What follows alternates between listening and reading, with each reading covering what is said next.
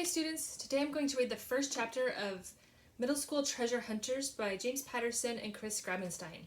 This is a fun book if you like the middle school books, or even actually if you like the Diary of a Wimpy Kid type books. So this is the first chapter of Middle School Treasure Hunters. Let me tell you about the last time I saw my dad. We were up on deck rigging our ship to ride out what looked like a perfect storm. Well, it was perfect if you were the storm. Not so much if you were the people being tossed around the deck like wet gym socks in a washing machine. We had just finished taking down and tying off the sails so we could run on bare poles. "Lash off the wheel!" my dad barked to my big brother Tailspin Tommy. "Steer her leeward and lock it down!" And then there's a picture of our perfect storm. "On it!" Tommy yanked the wheel hard and pointed our bow downwind. He looped a bungee cord through the wheel's wooden spokes to keep us headed in that direction. "Now get below, boys. Batten down the hatches. Help your sisters man the pumps." Tommy grabbed hold of whatever he could to steady himself and made his way down into the deckhouse cabin. Just then, a monster wave lurched over the starboard side of the ship and swept me off my feet. I slid across the slick deck like a hockey puck on ice. I might have gone overboard if my dad hadn't reached down and grabbed me a half-second before I became shark bait. "Time to head downstairs, Bick," my dad shouted in the raging storm as rain slashed across his face. "No," I shouted back. "I want to stay up here and help you." "You can help me more by staying alive and not letting the Lost go under. Now hurry, get below. But, go!"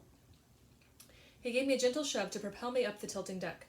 When I reached the deckhouse, I grabbed onto a handhold and swung myself around and through the door. Tommy had already headed down to the engine room to help with the bilge pumps. Suddenly, a giant sledgehammer of salt water slammed into our starboard side and sent the ship tipping wildly to the left. I heard wood creaking. We tilted over so far I fell against the wall while our port sides clapped the churning sea. We were going to capsize, I could tell. But the Lost righted itself instead, the ship tossing and bucking like a very angry beached whale. I found the ship floor and shoved the deckhouse hatch shut. I had to press my body up against it. Waves kept pounding against the door. The water definitely wanted me to let it in. That wasn't going to happen. Not on my watch. I cranked the door's latch to bolt it tight. I would, of course, reopen the door the instant my dad finished up doing whatever needed to be done up on deck and made his way aft to the cabin. But for now, I had to stop the Lost from taking on any more water. If that was even possible. The sea kept churning. The Lost kept lurching. The storm kept sloshing seawater through every crack and crevice it could find. Me? I started panicking, because I had a sinking feeling, as in, we're going to sink, that this could be the end. I was about to be drowned at sea. Is 12 years old too young to die? Apparently, the Caribbean Sea didn't think so. There is the picture. And again, this is the first chapter of Middle School Treasure Hunters.